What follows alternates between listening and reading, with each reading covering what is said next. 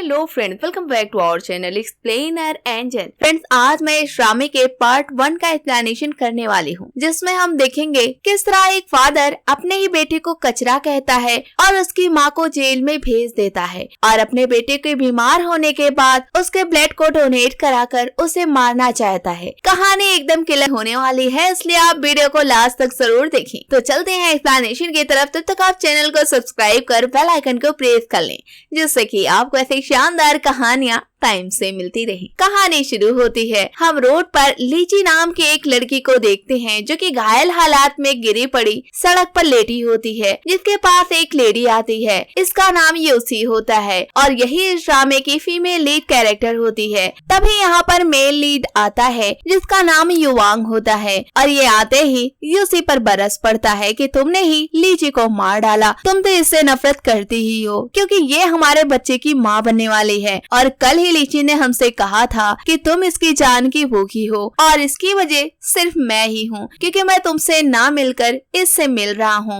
लेकिन तुम इस हद तक कैसे गिर सकती हो, हमने तो सोचा ही नहीं था। तभी उसे रोते हुए दुहाई देने लगती है कि उसने उसे नहीं मारा, बल्कि लीची ने उसे बुलाया था। लेकिन लीची पहले से यहाँ पर घायल हालात में पड़ी थी। अब युवान जब लीची को पकड़ता है तब लीची मर गई होती है। ये देखकर वो चीखने लगता है और फिर यूसी को कुछ बोलने भी नहीं देता। फौरन ही यहाँ पर पुलिस बुलाकर उसे जेल भेज देता है। यूसी सोच रही होती है कि युवांग की अगर ये वाइफ है तो फिर वो युवांग की क्या है, वो तो युवांग की फर्स्ट वाइफ है, तो सेकेंड वाइफ के लिए उसे इतना प्यार है तो फर्स्ट वाइफ के लिए उसे इतनी नफरत क्यों है? सिर्फ इसलिए कि उसने बेबी बॉर्न करने की क्षमता खो दिया है। क्या यही उसका गुनाह था जो कि युवांग के नजरों से अचानक ही गिर गई? खैर, युवांग उसे जाते जाते ये कह देता है कि वो यूसी की जिंदगी को मौत से भी ज्यादा बदतरीन बना देगा। इस तरह वो अपनी नजरों में यूसी को लीची का कातिल समझ रहा होता है।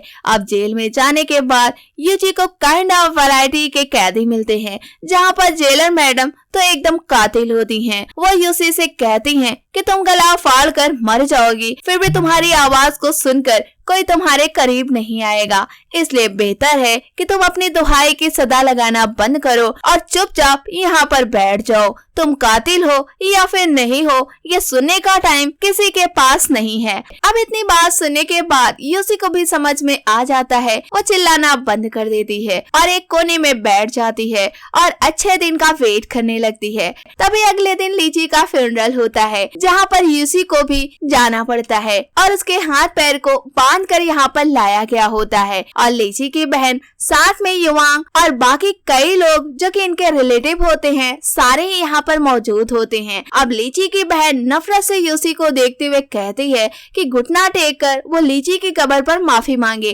जिस पर यूसी मना कर देती है कि वो बेगुनाह है तो वो माफी क्यों मांगेगी। यूसी की उस बात को सुनकर युवांग को गुस्सा आ जाता है। वो कहता है कि अभी भी तुम में अकड़ बाकी है, ये कहकर उसे मारने के लिए आगे बढ़ता है। लेकिन समझदार यूसी बेसहारा झुककर फौरन ही उसकी कब्र पर माफी मांग लेती है। अब उसके माफी मांगने के बाद लीची की बहन यूसी के पास आती है और कहती है कि तुमने हमारी प्रेग्नेंट बहन को मार दिया, तुमको नरक में भी जगह नहीं मिलेगी। ये कहकर बेगुनाह यूसी को पटक देती है और बेचारी यूसी बेगुनाह होते हुए भी सभी लोगों के जुल्म को बर्दाश्त कर रही होती है। तभी युवांग भी उसका गला पकड़ लेता है और कहता है कि तूने लीची को क्यों और कैसे मारा, जिस पर यूसी कहती है कि सभी की छोड़े, लेकिन अगर आप हम पर यकीन कर लेते तो शायद हमारा दुख कुछ कम हो जाता और आगे भी साबित करके रहूंगी। मुझे तुम पर नहीं लेकिन मेरे गॉड पर पूरा ही यकीन है। फिर कहती है कि तुम भूल गए अपना वो बचपन जिस दिन तुम मरने वाले थे और मैंने तुम्हें बचाया था। मेरी वजह से तुम्हें दोबारा जिंदगी मिली है, वरना तुम कब के मर गए होते और तुम्हारी हड्डी भी सड़ गई होती। लेकिन लुवांग को उसकी कोई भी बात पर जरा भी दया नहीं आ रही होती। वो कहता है कि लीची की बहन खड़ी यहाँ पर रो रही है, उसका दर्द देखो, तुम्हारी ही वजह से आज उसे रोना पड़ रहा है। जिस पर यूसी कहती है मैं भी तो आपकी वाइफ हूँ, मुझ पर आपको दया क्यों नहीं आ रही है? मैं भी तो आपकी वजह से ही रो रही हूँ। यूसी की इस बात को सुनकर युवांग कहता है कि तुम बहुत शातिर हो, मैं तुम्हारी हर चाल से वाकिफ हूँ, मुझे इस तरह तुम उल्लू नहीं बना सकती हो। यूसी बेचारी अपने हस्बैंड की इतनी नफरत को देखकर कहती है, फिर तो आप मुझे अभी ही मार दें, जिससे मुझे सुकून तो रहेगा कि अपने प्यार के हाथों में मारी गई। यूसी की इस बात को सुनकर युवांग कहता है कि इतनी आसानी से मैं तुम्हें नहीं मारूंगा, हर रोज मैं तुम्हें मारूंगा, कतरा कतरा तुम मरोगी, यही तुम्हारी सजा होगी, जिससे कि तुम भी जाते जाते इस दुनिया के दर्द को चख कर जाओ। अब उसकी इस बात को सुनकर यूसी पास्ट में जाती है, जहाँ पर युवांग आग लगने की वजह से मर रहा होता है। तब यूसी ने उसे बचाया होता है, अपनी गोद में उसको लिए बैठी होती है। ये सारे सीन याद करके यूसी प्रेजेंट में आती है, जहाँ पर उसके आंखों में आंसू होते हैं। अब वो ये गाना गाते हुए बेहोश हो जाती है कि कोई नहीं है अपना, हमें मालूम न था, यूं जेल जाएंगे हम ऐसे, हमें मालूम न था। अब ये सब होने के बाद युवांग घर आता है, जहाँ पर युवांग का बेटा जिसकी माँ यूसी होती है वो पेंटिंग बनाकर युवांग को देता है, जिसमें माँ पापा और खुद को बनाए होता है। अब ये पेंटिंग को देखकर युवांग फाड़ कर फेंक देता है और कहता है आज के बाद वो अपने माँ का नाम इस घर में कभी नहीं लेगा, क्योंकि वो कभी आएंगे ही नहीं और न ही फ्यूचर में वो अपने माँ से कभी मिल सकेगा।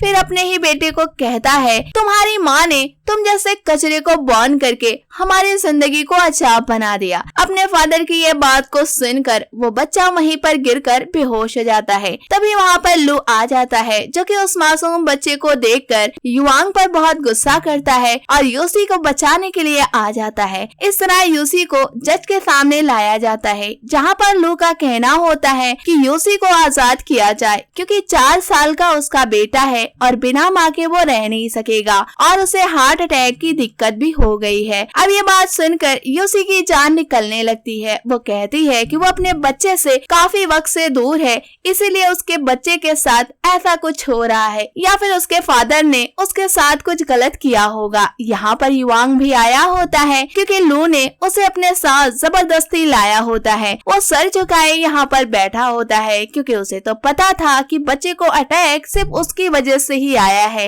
लेकिन फिर भी वो यूसी से बुरा बर्ताव किए जा रहा था और उसे खुद पर जरा भी शर्म नहीं आ रही होती है। बदले में यूसी से यहाँ भी लड़ना शुरू कर देता है, साथ उसे तलाक देने की बात भी करता है। तभी यूसी को ये भी याद आता है कि जब युवांग एक बार हॉस्पिटल में था तब डॉक्टर की बिल काफी ज्यादा हो गई थी और युवांग उस वक्त काफी गरीब था। तब यूसी से कुछ पैसे दान में मांग रहा होता है। तब यूसी ने उसे पैसे दिए, लेकिन एक शर्त रखा कि वो उसे शादी करेगा और कभी भी उसे तलाक नहीं देगा, तभी यूसी उसे पैसे देगी। लेकिन आज वो एग्रीमेंट लेटर यूसी के पास नहीं होता है, इसीलिए वो ये बातें युवान को याद कराती है। जिसके बाद ये लोग घर आते हैं, जहाँ पर एक आदमी उसके साथ गलत करने लगता है, साथ ही उसके पेट पर एक किक भी मारता है और इस वक्त यूसी प्रेग्नेंट भी होती है, इसीलिए ये चोट काफी गहरी उसे लग जाती है। तभी यहाँ पर युवान आ जाता है, जो कि उस आदमी को मारकर यहाँ से भगा देता है। लेकिन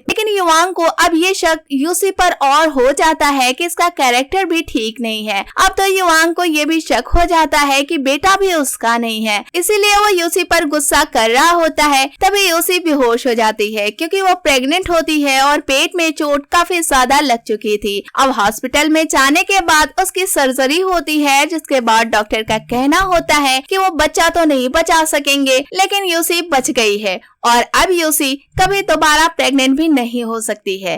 खैर ये बात जानने के बाद युवांग बाहर आता है।